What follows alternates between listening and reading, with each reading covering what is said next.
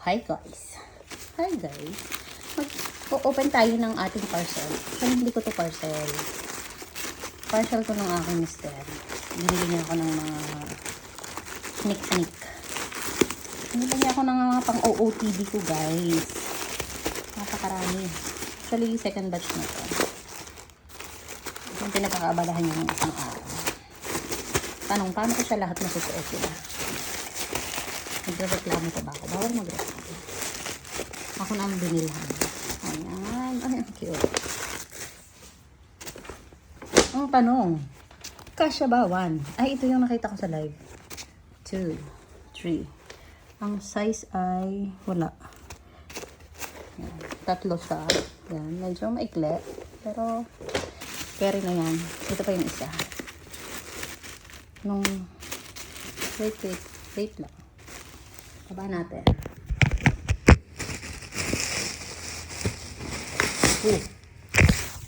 Ayan. Wala kasi tayong holder. Ayan ko sa baba. Ito, pantalon. Pantalon to da? Ito mahahaba. Ito medyo mahaba. Ayan. Ay, damit. Ano to? Oh, hindi pala mahaba. May clip pala. 1, 2, 3 ito. So, yun lang. 6? Lahat? So, 6 siya. Parang hindi to kasya. Oh, ang liit. So, yun lang. Ay, sorry. Nakita ng aking tukod na maitim. Thank you so much. Bye-bye. Yun na nga po. So, nabuksan na natin yung mga parcel. Ito yung mga laman. Ito, medyo maganda to. Maganda yung fit sa akin, kaya lang medyo masikip. Pwede pa magda-diet akong konti. Pero nasasara naman siya, kaya lang hindi ako makahinga.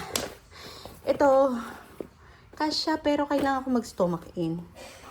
Kahit pa naman ang skirt. Ito ay hindi ko maisara yung likod. Sobrang sikip. Ito din, at saka ito din. So, bali, ito lang nagkasya kasi garterize. Ang yabang ko pa, sabi ko, 28-29 ang aking bewang. Boom, hindi na pala. Parang nasa 30-31 yata. Pero depende kasi sa size ng pants. Minsan may mga ganong size na kasya sa akin. Minsan hindi. So yun, hindi siya kasya guys. Sayang naman to.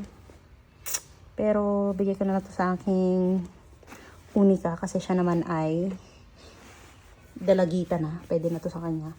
Pero ang size nila is large. Large na yan pero maliit. Hindi siya kasya sa aking balakang. Medyo tumaba tayo ng konti kasi napapadalas ang ating pagmimerienda. Lakas tayo sa kanin, sa mga carbs. So, yun lang. Lalabhan ko na lang to. And then, bigay ko kay ate. Yun lang. Bye-bye.